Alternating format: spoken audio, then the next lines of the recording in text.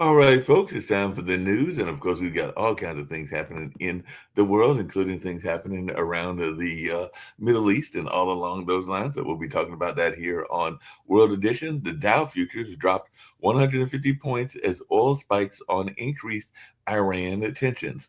And the U.S. military is denying Iran's claim it struck a U.S. warship in the Strait of Hormuz. So war preparations underway in Iran as Hormuz tensions with the U.S. have escalated. So it definitely looks like it's impacting the oil as well.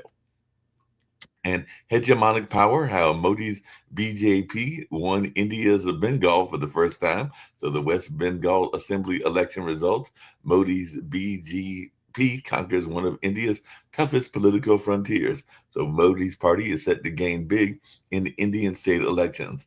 So that is something that folks are talking about as well. And poisonous black rain falls in Russia as Ukraine strikes oil facilities. So Black Sea town faces environmental catastrophe as Ukrainian strike rocks Russia. So definitely that's something going on. Is there were strikes on Russia's Primorsk oil port and ships, and three dead in a suspected hantavirus outbreak in an Atlantic cruise ship. So three cruise ship passengers dead, others ill after a suspected hantavirus outbreak, and definitely that's something that's going on as three are killed and it's three more that are sick. So that's something going on in the sense of viruses. U.S. service members missing doing African lion exercise in Morocco. So that's something else that's in the news as well. So it looks like two U.S. service members are missing after a military exercise in Morocco. And this was after the African lion exercise and all along those lines. And Marco Rubio is scheduled for a diplomatic visit to the Rome and the Vatican. So Rubio will meet with the Pope, the Vatican is saying. So apparently he's going to try to thaw the U.S. relations with both the Pope and Melania, the leader of Italy, and all along those lines. So we'll see whether this is a good thing or a bad thing. But Pope Leo the 14th to meet the U.S. Secretary of State Marco Rubio on May 7th, and all in that kind of way. So this will be interesting how this plays out as well. And Iran executes three men in relation to January's anti-regime protests. Iran executes two for spying for Israel and everything like that. So that is something that is in the news as well. And Pentagon to withdraw 5,000 U.S. troops from Germany. So that's something that's going on. Trump's threat to withdraw troops from Germany is an alarming move, is what the Independent is saying. And the loss of 5,000 U.S. troops in Germany is just the tip of the challenge facing Europe, is what CNN is reporting, and everything like that. So, with the world distracted by war, extremist settlers are intensifying attacks in the West Bank. The West Bank IDF chief admits unequal rules for shooting Palestinians and Jews, citing societal consequences. So that's something folks are talking about as well. The Middle East Eye says Israel's killing Palestinians like we haven't seen since 1967, is what a top commander is saying. And the U.S. calls Taiwan a trusted and capable partner, praises its ties with Eswatini. So Taiwan president visits Eswatini days after blaming China for canceled trips. So Taiwan's Lei defied China to reach Africa. Now he must get home. So definitely that's something going on as well. Mark Carney attends European Political Community Summit in Armenia. So world leaders arrive in Armenia for the 8th EPC Summit. Europe will not submit to an insular and brutal world, is what Carney is saying. European leaders converge on Armenia as Russia looks on. So European and Canadian leaders hold security talks in Yerevan amid uncertainty over U.S. policy. And drone hits an upscale Moscow tower as city readies for a parade. So Ukrainian drones hit an upmarket Moscow high rise ahead of Victory Day celebrations. And this was definitely before the big military parade that they usually have. The United Arab Emirates has departed OPC to expand oil protections. UAE owes it to investors to produce without restrictions, is what the industry minister says. OPEC Plus announces 188,000 barrels per day output increase in first meeting without the UAE. So the UAE is doubling down on Israel and America. OPEC Plus countries are agreeing on modest rise in production as Iran retains that chokehold on that key port. And the Green Berets are deploying ship-killing drone in Lasan Strait maritime strike exercise. So America's Pacific allies train to face down China together. So that is something that's in the news also. And a suspect has been arrested in Austria over poisoned baby food jars. So rat poison found in baby food jars sparks chilling scare as the suspect was nabbed. Austrian police detained the suspect in the case of rat poison found in baby food jars on the supermarket shelves. And the arrest of the Gaza flotilla activist is still in the news as well. Israel court extends detention of Gaza flotilla activists. Two Gaza flotilla activists to be questioned in Israel as a remainder released in Greece. So the Board of Peace speaks up about Hamas. So we're going to have things going on in that space as well. An unsettled Kremlin tightens security around Putin amid assassination and coup fears. So Putin shelters in bunkers amid assassination fear. So that's something that folks are talking about as well. Let me get to some U.S. news and everything along those lines. And then we've got Iran threatening retaliation after Trump says U.S. will guide ships in the Strait of Hormuz. So U.S. says 2 American flagged merchant vessels have gone through Strait of Hormuz. And Trump's Project Freedom, can the U.S. Navy guide stuck ships out of Hormuz? So U.S. says it has missile destroyers engulfed and 2 American ships have crossed the Hormuz. And shooting at Lake Arcadia near Edmond, Oklahoma. Mass shooting at Arcadia Lake sends at least 13 to the hospital. Suspect search continues. And definitely that is something going on in the sense of shootings. And United Airlines jet hits a light pole and a truck near the Newark airport. So United flight carrying 221 passengers hit a pole and truck on approach to Newark. So driver injured after truck was struck by the United plane landed at the Newark airport. And former New York City Mayor Rudy Giuliani has been hospitalized in critical condition. So, but apparently he's in the critical but stable condition as he is in the hospital. But we'll hear how this goes as well. And after Republicans blocked Indiana redistricting, millions poured in to defeat them. And drug makers are asking the Supreme Court to restore mail-order abortion pill access. Supreme Court is asked to restore access to abortion pill by mail. So that'll be coming up in the Supreme Court and everything in that way. So definitely a lot's going on in the world. And some folks are asking, did school cell phone bans work? New study finds mixed results. So cell phone bans apparently did not improve school results in the U.S. So we'll see if this is a good thing or a bad thing. And Secret Service agent hit by the buckshot from the gun of the man charged in the correspondence dinner. Pellet found in Secret Service agent's vest linked to the suspect and everything like that, according to Pyro and everything in that regards. So Secret Service agent was definitely shot by the suspected gunman at the White House Correspondents' Dinner, and I think that is supposed to be coming up in his trial this week, if I remember correctly. And Alabama and Tennessee are moving to draw new congressional districts in wake of the recent ruling by the Supreme Court. So southern states are moving to redistrict under a weakened Voting Rights Act. So two more southern states, the ones I just mentioned, Alabama and Tennessee, move toward adding Republican House seats. So we'll see how this goes. And Calvin Duncan has been cleared to assume New Orleans court clerk role in the federal court ruling. So Calvin Duncan has been cleared to take office after federal judge grants a temporary restraining order. So definitely that's something that folks are talking about as well. And a vehicle with explosives crashed into Portland's Multime Athletic Club. So a man driving a car full of explosives into the Oregon Athletic Club. I don't see mother of Mac bombing suspect said his mental health seems to be all right, I guess is what they were saying and everything like that. But the car with explosive devices crashes into Athletic Club in Portland, Oregon. So lots going on in the world, everything like that. A tough guy sheriff, an entitled billionaire. Is this really the best that California can offer? So definitely we got the California governor race going.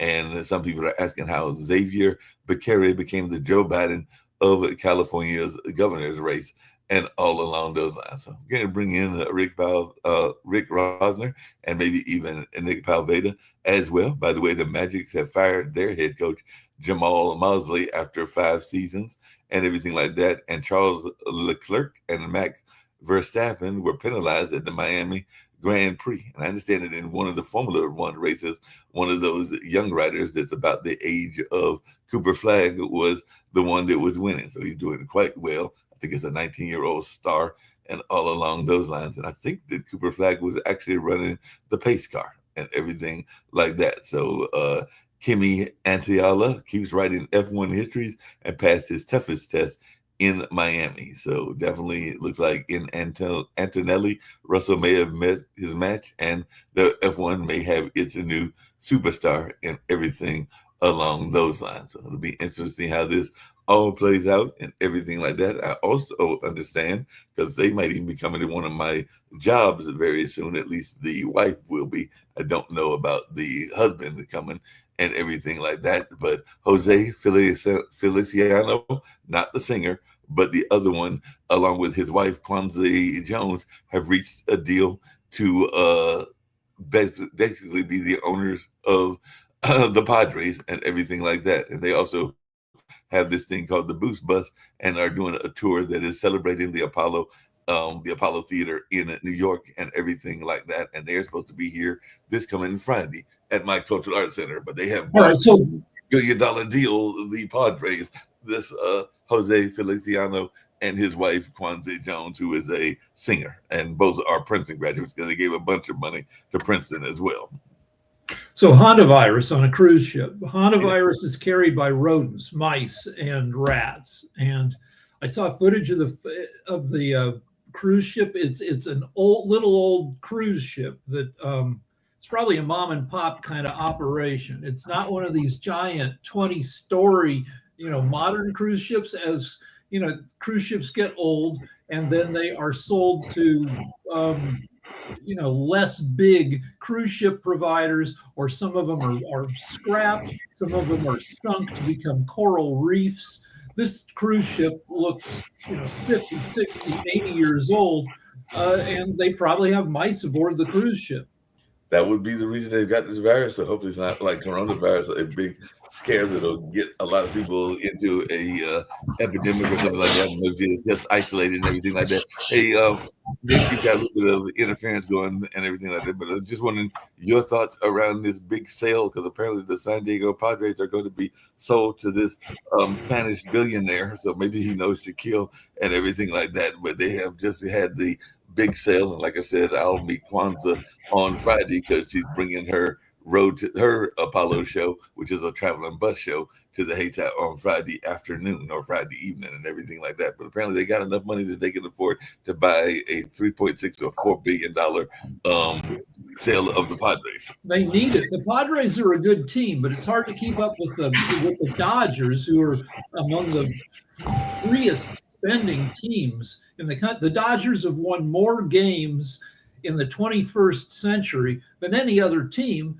and they do it by buying the best players. The Padres are neck and neck with them year after year. So let's, I hope the Dodgers keep prevailing, but let's see if the Padres are willing to another couple $100 million to buy the best players. Yeah, that'd be interesting if they can buy the best players. So that's what all about to do with NILs and other things like that. So it'll be interesting how this all plays out. Strait of Hormuz. The Trump administration is claiming that they've successfully escorted 2 ships, U.S. Merchant ships, carrying I don't know what, through the strait. Iran is begging to differ. So I tend to believe what Trump says in this case, because it comes from CENTCOM, which is the actual Defense Department, rather than Trump's own mouth. Iran says it's been firing on the ships, so we'll see. Gas is up to $4.47 a gallon, which is for only 10 weeks out of the Biden administration was gas more expensive under Biden. So we'll see.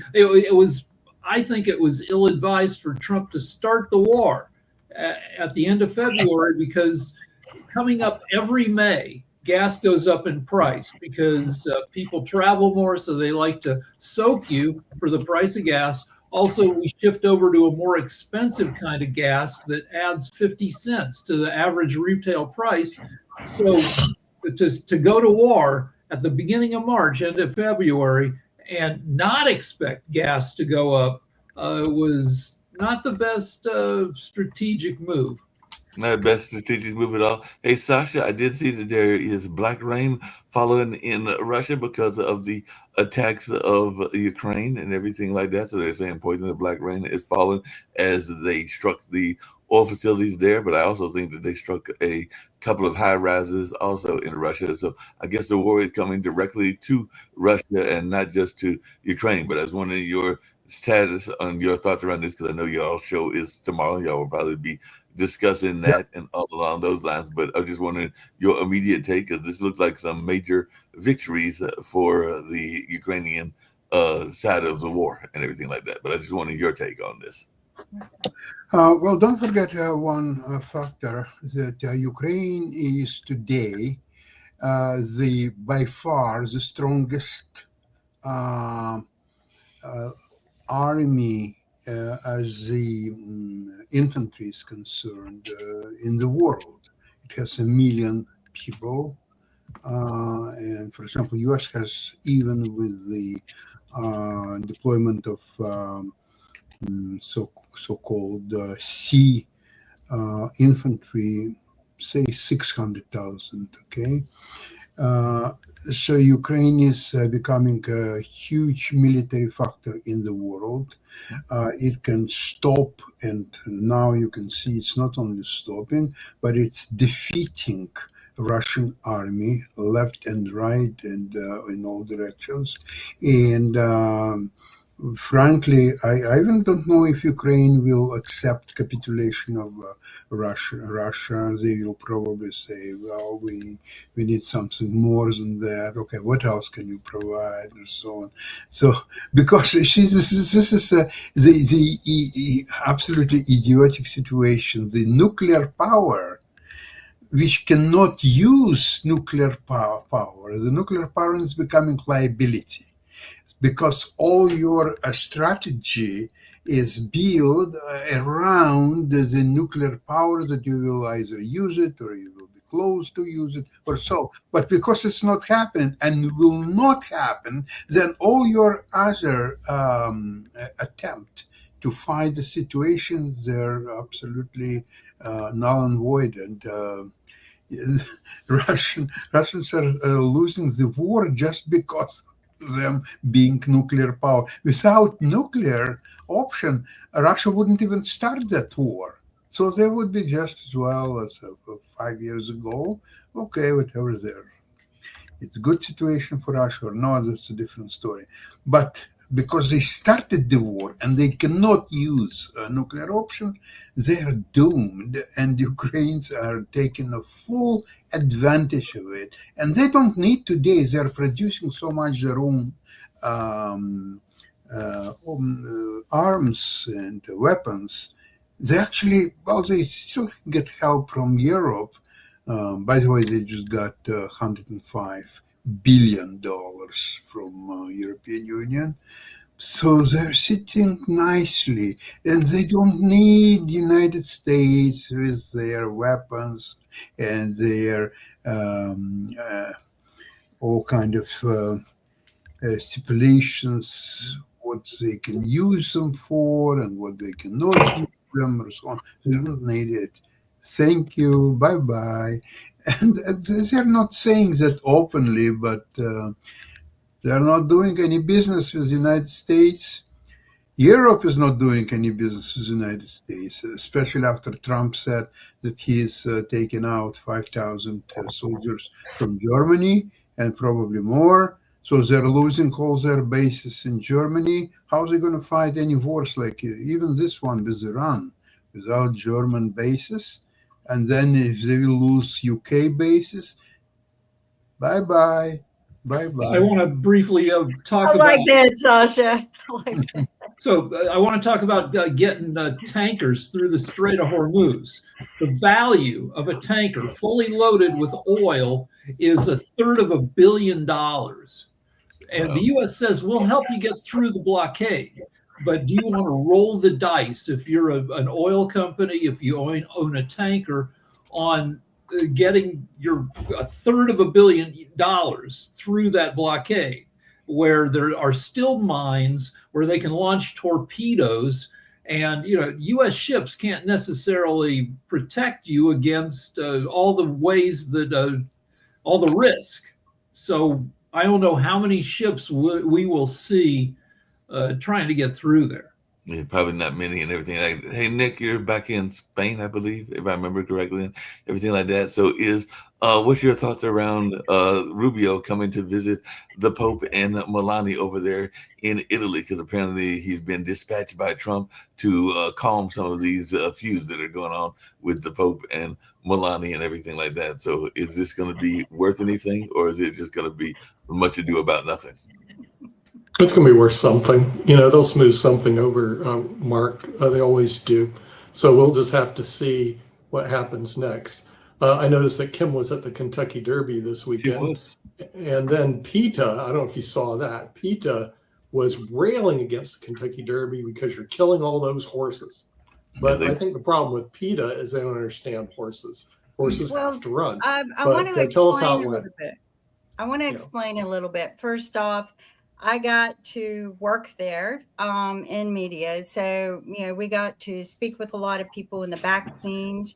We didn't quite make it over to the stables. They're a long ways away. And we were already putting in a lot of miles of walking in what I call the mole tunnels there. But we go in and then we come out like at the winner's circle, or we go in and we come out at the paddock. So it was beautiful. It was great. But I just want to let everybody know that the horses have a voice.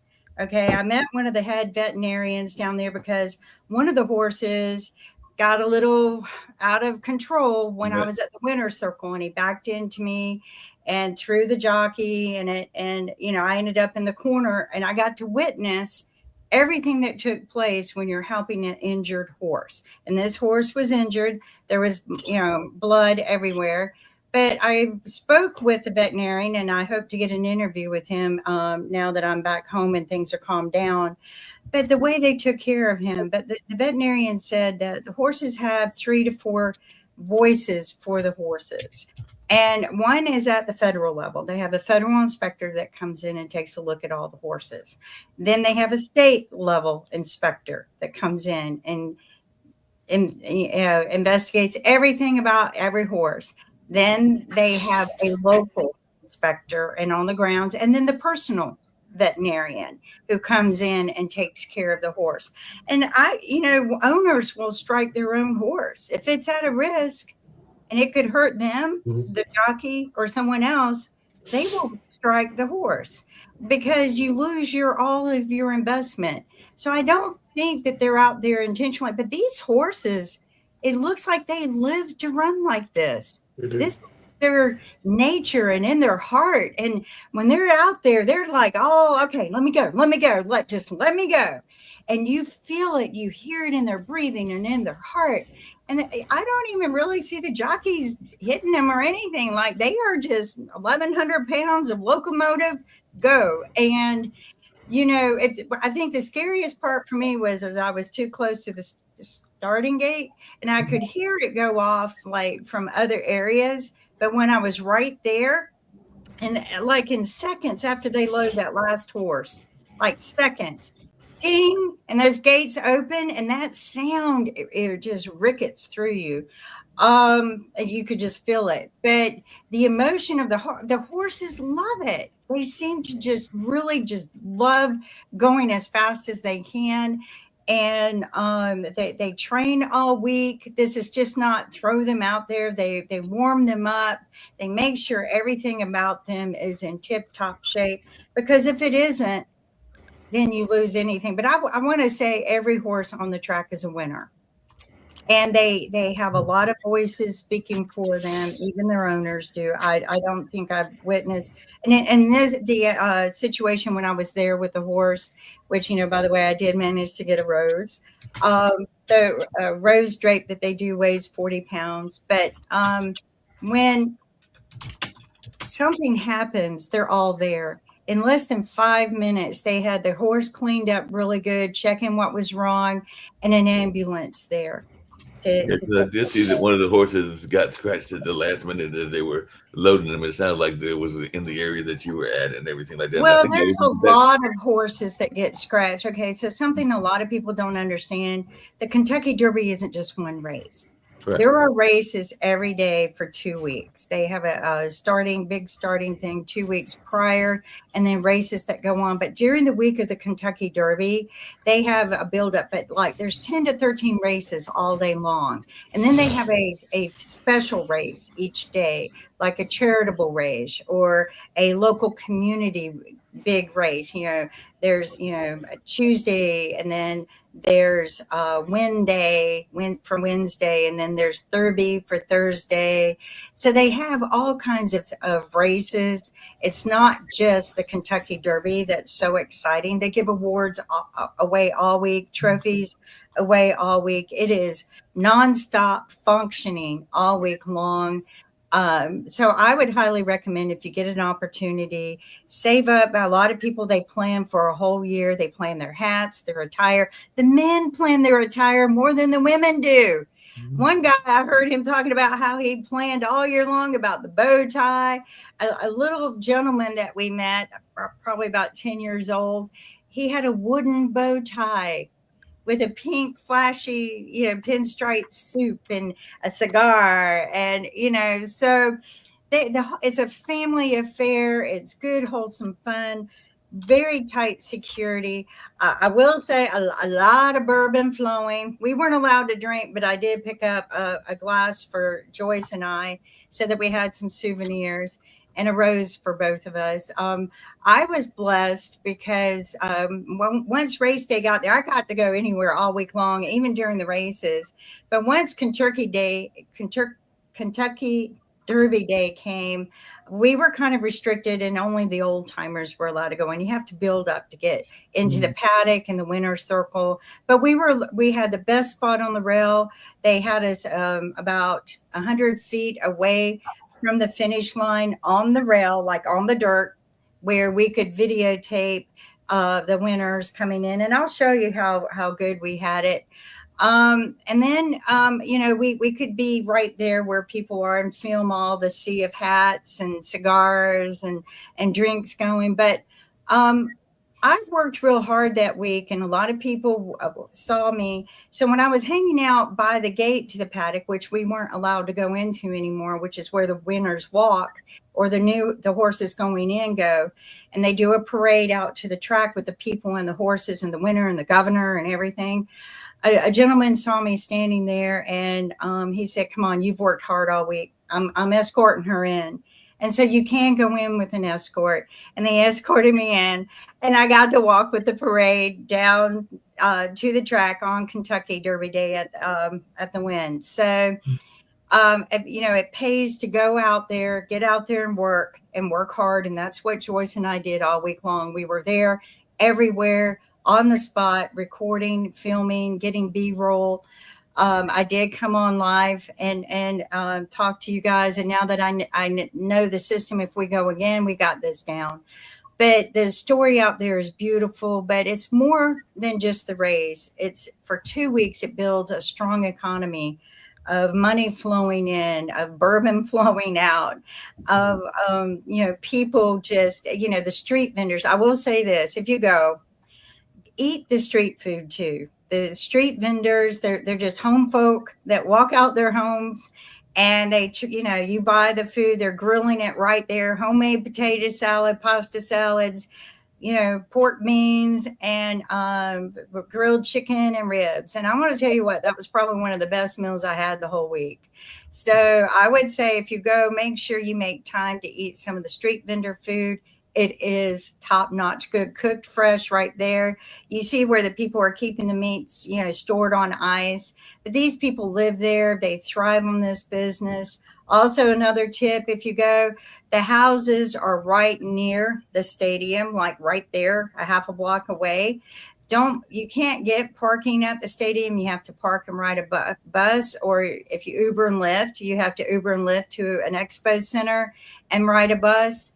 We hired a driving group, an executive driving group, and they took us, and then we rented a space for $30 a day for the cars. And then the guy goes, "Hey, this is great. I'm bringing more people in anyway."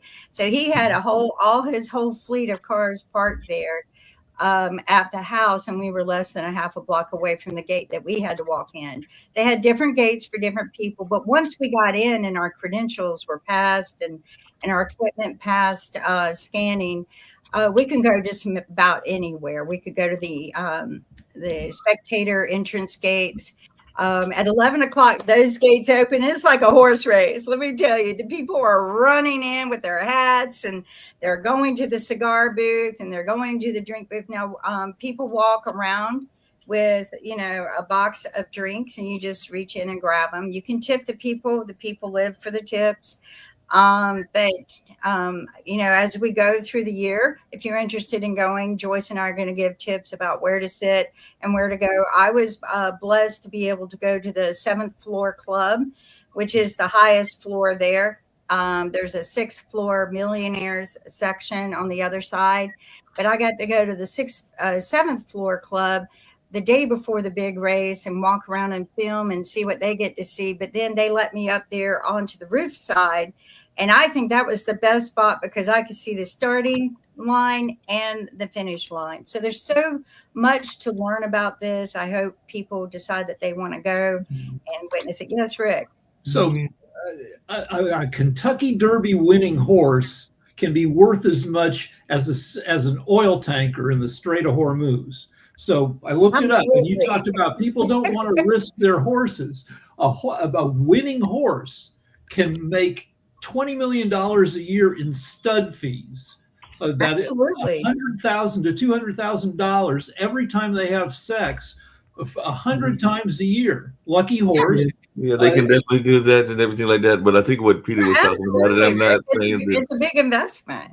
It's definitely an investment, and I'm not saying that they're right or wrong and everything like that. But I think what Peter was talking about is apparently last year there was estimated that around 1,800 racehorses perished every year due to injuries related to the racing and the training. So I know that the trainers are not trying to have these injuries, but they did say that horses suffer various injuries. And I did watch the race on TV, and I did see that there was a horse that scratched literally as they got to the gate, and I think he bucked his trainer. That happened all week long. There were horses that scratched. In fact, I was there when that horse scratched at the gate, and I was there as they had to walk. And I was there all week long when they scratched a horse.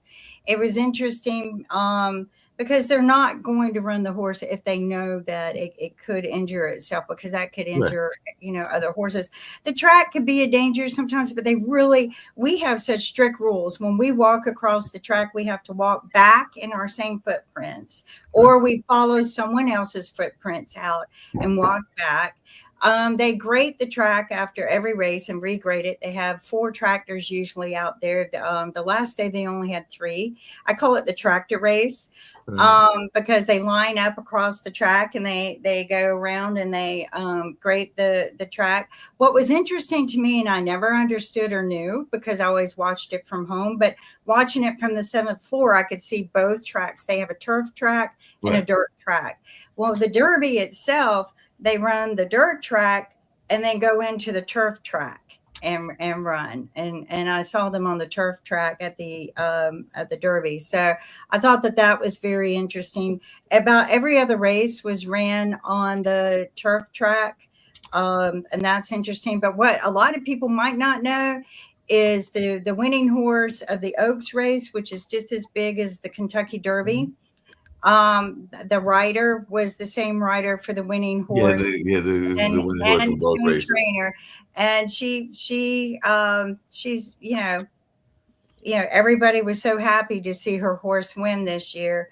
It was a beautiful story. It was a beautiful the odds story. were big on that horse, 20-1.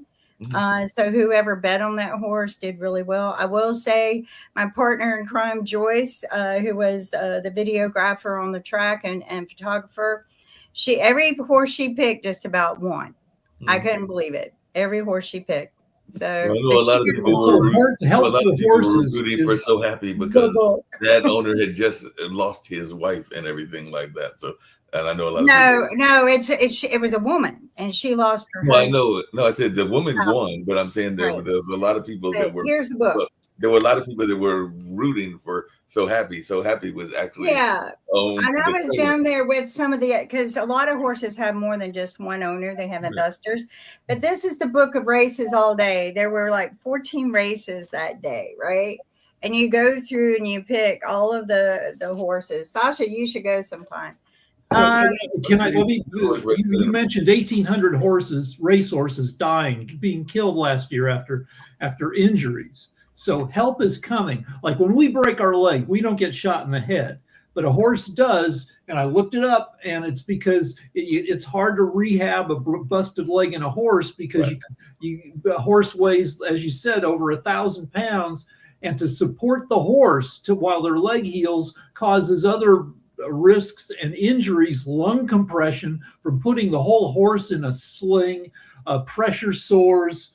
But coming in the future are robotic assist systems that will perhaps save the lives of horses that can't be saved today. Yeah, that might Well, be a and good you thing. know, horses can live a long life of, Oh, yeah, they can 30 40 years, old. 35 years.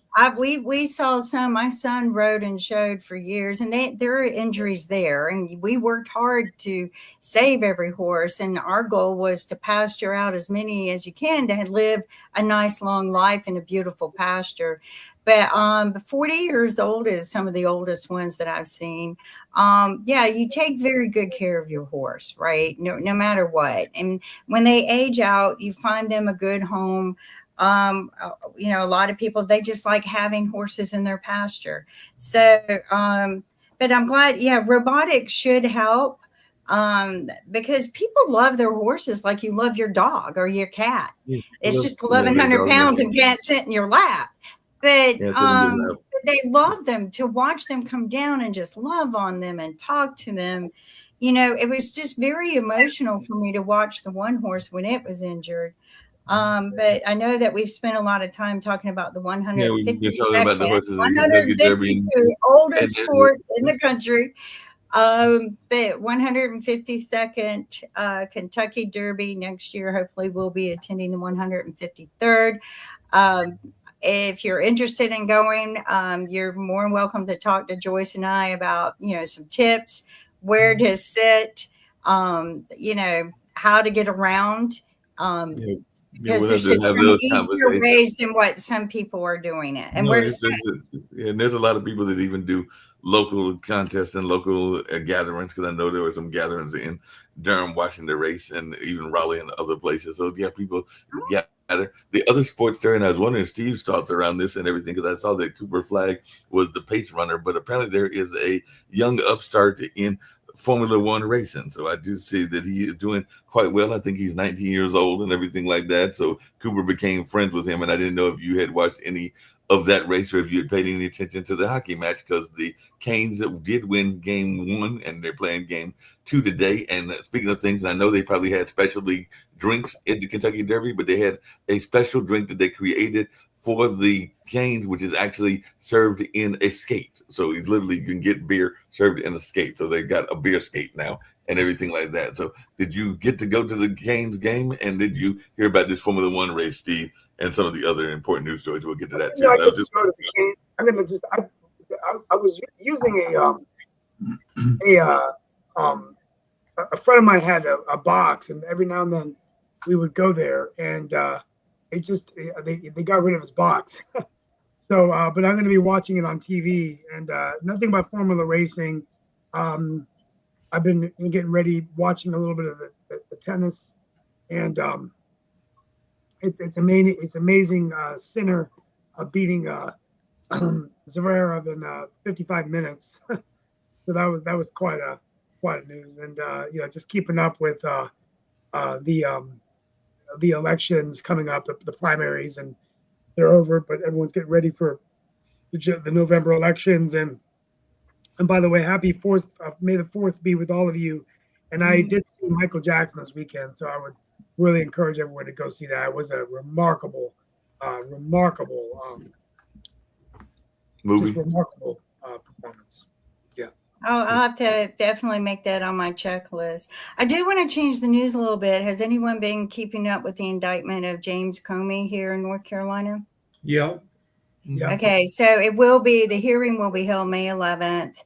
I think it's in Fayetteville. Judge Kimberly will be presiding on the in the hearing. So I think that it's interesting to me that this has gone on as long as it had, that it got thrown out of the Supreme Court and now it's here.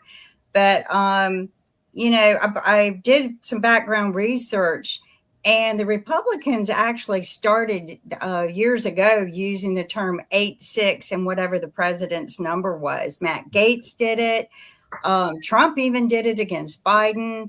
Many people were using the term 8-6. And if the Republicans are considering it a threat, then we need to go back and arrest all the others who were using it against the president and arrest them and try them the same way, because they're the ones actually the official use of a pen that said 8-6 and then the president was by the Republicans. No, So, and I did a background search on this, and going back to as far as Bush, to be exact. But 8-6, actually, the term began many, many, many years ago. In the 1930s. Yeah, but in the back in the bars 30s. and restaurants. It wasn't a mafia term or anything. It was a term that, we had to close down on this item because 8-6 it. We're not selling it today because we ran out. And then they started using it as a term to ban an area, or that we're closing down this area. We're 8-6ing the bar, this section of the bar, or close that client out, 8-6 that client. So no, it's been a term that's been used and they're misusing it. since the 30s. So I worked in bars for 25 years, and if anybody's ever worked in a bar or restaurant, if somebody's drunk or violent or stealing stuff in a bar, you 86 them either for the night or for 3 months or until you forget. The common term.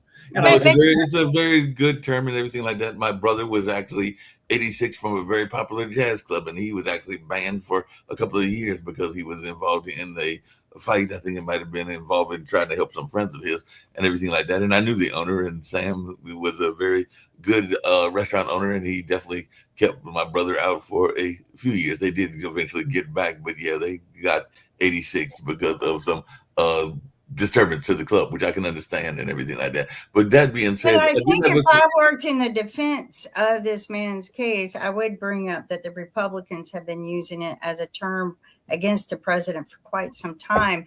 But I think I would bring in a lot of bartenders and ask, what does 86 really mean? Because this is where that term came from. But it never really meant to kill somebody. It just meant to ban them or stop serving a particular item or close down that part of the bar.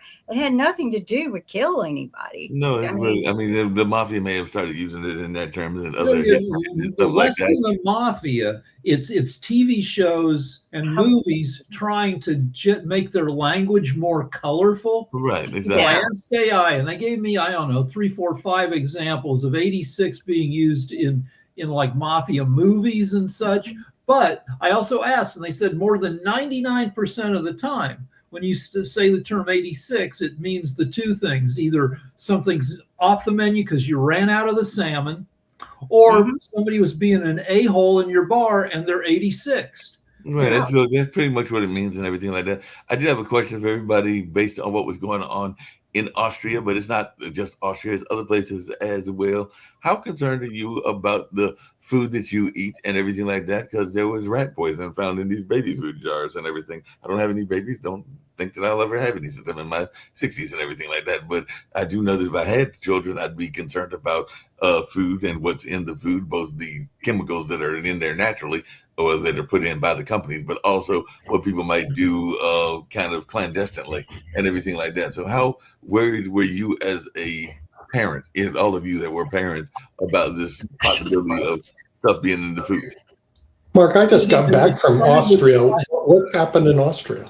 rat poison was found in the baby food jar, sparking chilling scare. So a man was arrested after they found this rat poison in the hip baby food jar. Okay, I can tell you, since I just got back from Austria, all the foods have their seals on them.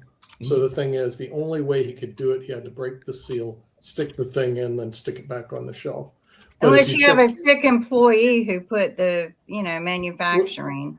So, Yeah, but the thing is, they all have seals on them. So Right. I don't know how anyone could get sick unless they pick up a jar that's already been opened, and then they eat from it. So So the Austria is stealing of very food conservative. began big time in 1982 after some lunatic or paralunatics put poisoned Tylenol.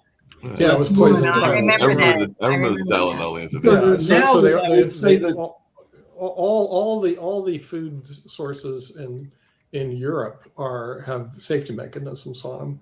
So, like I said, this has to be somebody who didn't look to see whether or not the seal was broken Right. or not. But it did not even hit the Austrian press. It didn't hit the Austrian. So are you sure it's The possible things that not don't get bigger Australia? the- concern now with food, besides food lunacy like GMO and like Make America Healthy Again, like people freaking out about ridiculous stuff.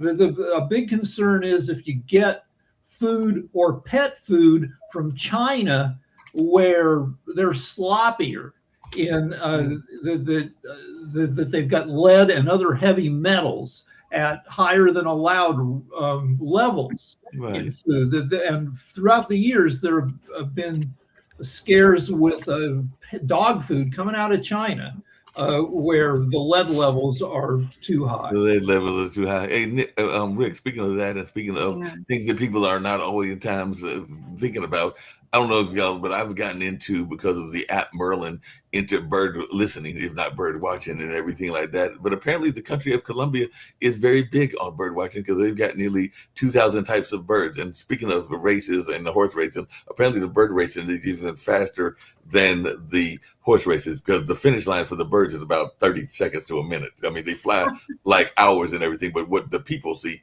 the finish line is even faster than the horses and everything. But apparently there's a big bird culture there because they even said a hostage of Colombian rebels decided to teach his former captors about birding because there is a whole birding paradise in Colombia because they've got 2,000 types of birds that are there. So they don't even realize there's that many types of birds that are in the world, but they have a big bird culture and everything like that in the country, the South American country of Colombia. And I've heard very beautiful things about that country. So the birds would be attracted there as well. But Nick, I got a question for you because you travel a lot and this has nothing to do with birds. Too much. I did see that the World Cup is coming to the United States, Canada, and Mexico. At least we hope it's going to come to all of those. And I thought it was just going to be on the West Coast, but apparently it's going to be on the West Coast and the East Coast. But when it comes to New York and everything, they are proposing a subway fare of like $150 to $100 to $150 because they want to, I guess, discourage people from going on the subway because the tickets are already expensive and everything like that. But I just wondered if you've been hearing anything about this because the fares are usually in the $3 to $5 range, maybe 10, but they're going to try to increase it into the $100 range during the World Cup because they can get away with that and everything like that. So I just wanted your thoughts around this massive increase because of the World Cup coming to town. I haven't heard anything about it, and I'll be in New York Wednesday. So hopefully, Welcome back. Hopefully they won't increase it while I'm there. That's kind of an Welcome outrageous fee. So, But remember, you Yeah. have a communist who's in charge of New York right now, Mark. So I doubt if this thing's going to go through. Well, it If says you want- this is what they said. They said Yeah. during the 2026 FIFA World Cup, New Jersey Transit announced a massive fare spike for fans traveling to MetLife Stadium in East Rutherford, New Jersey. There you go. Oh, okay, so that's New Around Jersey. the That's not. train Hey, ticket from New York don't blame New York. to Don't blame New MetLife will York. cost That's $150, which is up from this Mark, usual it's $12.90. Jersey. It's not New York. New It's Jersey. Jersey. It's Jersey. Jersey. Jersey is not LA New York. has done LA has done nothing to clean up LA for the World Cup. Like I Wow. keep the Olympics are 2 years away, and I've been asking, what are we going to do? We have 72,000 homeless people. How are we going to clean that up and make it look good for the world? We've got the World Cup, some of the games in LA this year, we have done nothing. We still have 72,000 homeless, and I guess we're just going to have the world see that. Well, we're going about to have more because they just closed down Spirit Airlines. Right. And the economy is in such a bad mess that even hotels like where we stayed and everything, nobody services the hotels much anymore. They're like, generally 5 people work in a full hotel by themselves now. One person running the front desk, and they're running in between rooms to clean them. Now I'm talking big hotels. Even the biggest hotels, they ask you, can you go a few days without service? But I would go down it, but they just don't have the employees. They don't even do, the breakfast the way we used to get free breakfasts and everything. And since, Trump got in office and we did all of this push to get rid of any immigrant that existed, not the worst of the worst, but any working immigrant who was actually paying taxes. We don't have enough employees, and you see this everywhere you go. And I hate saying this, but it was the immigrants who kept us clean, that kept the environment, the places, cleaned up. And establishments could afford them, but there are more establishments closing down because Americans can't be afforded to hire, and they don't want to do the work. Yeah, what you just said, the biggest immigrant event, because like I said, last time I checked, every jockey is from, the majority of them were from the Latin American countries. Yeah, but they come across legally, right? I think some of them were probably maybe a little scared. I don't know. I didn't get to speak with them. But if I were an immigrant coming into this country to do anything, I would be scared that they, if I won, they might escort me out because, Trump's a tyrant. But, and God forbid you be an American. But, with Trump, but the whole industry there, the horse racing industry was doing really well. But you can tell that there's a huge impact with not being able to hire immigrants who were making it affordable and cost effective to run establishments on a continued basis. So I noticed a huge impact, a lot more homeless than I've ever seen before in a lot of the cities that I've been going to. And I think that this is an effect from having Trump in office and all the establishments closing down. There were a lot of establishments closing down in Kentucky recently because of the way that they were changing the Derby. No offense to the Derby, but they've changed the Derby around. So the places that were used to hosting people after the Derby are now closing down because the Derby is staying open and running the last race at 8:45 in the evening. And so by the time people get out, they're too tired and already had too many drinks to go out. So all of those bars that used to stay open for those who got out of the Derby are now closing down. So, and the Derby is what sets the pace for the economy there. No, there's no doubt about that. And the Derby also has some history with its racial background as well, because the first couple of jockeys were actually African-American jockeys and everything like that. But I did have a question for Sasha, totally separate from that and all along those lines. But are we going to see more left-wing candidates in different countries? Because I just saw, as I was looking at articles, that the left-wing candidate Mélenchon is announcing that he's going to be running for the French presidency. So it looks like he's going to be running kind of counter to the politics of Trump and everything. So we're going to see more people on the opposite kind of side, like the Mamdani side, that are running these other countries and everything like that. Because it looked like he just announced his 2027 presidential bid. It's a difficult question. It's quite possible. I don't think that you have to categorically put the candidates in one camp or another, because they could be a sort of one have opinion on some issues which are close to liberals, and some other issues quite the opposite. So it's very difficult to pinpoint that this one is the Democrat and another one is progressive, and yet another one is Republican linked, and it's very difficult. You have to take individually, case by case. Yeah, that makes sense.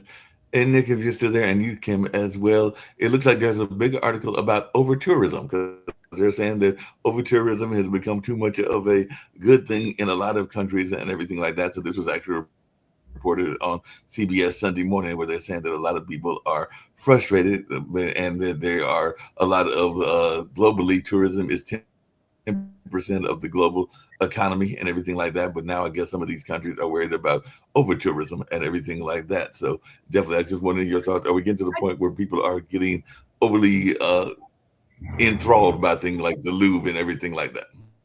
I don't know what they mean by over tourism. I don't. Too many people flooding like Anybody? the islands. So I think Trump is solving that, so you guys don't have to worry about it anymore. Don't worry about over tourism, because No, he's just going to bomb gas prices are everything. going up so high. There's not enough jet fuel to transport people. Jet fuel is skyrocketing. And so what's going to happen is people can't travel anymore, because look at the cost of travel. It's going to double or maybe even triple this I year. didn't forget it. run. It'll be I didn't gone. run the statistics on how many jets didn't arrive this year in the millionaire billionaire parking lot, which, by the way, is where the UPS terminal is for the UPS airplanes to come and go. Stanford Field. It is the millionaire billionaire parking lot, as I call it, at the Kentucky Derby, and that's where the private jets come and park. On the last day, you can start seeing them leaving. It's kind of funny. You can see them coming in, and you can see them leaving.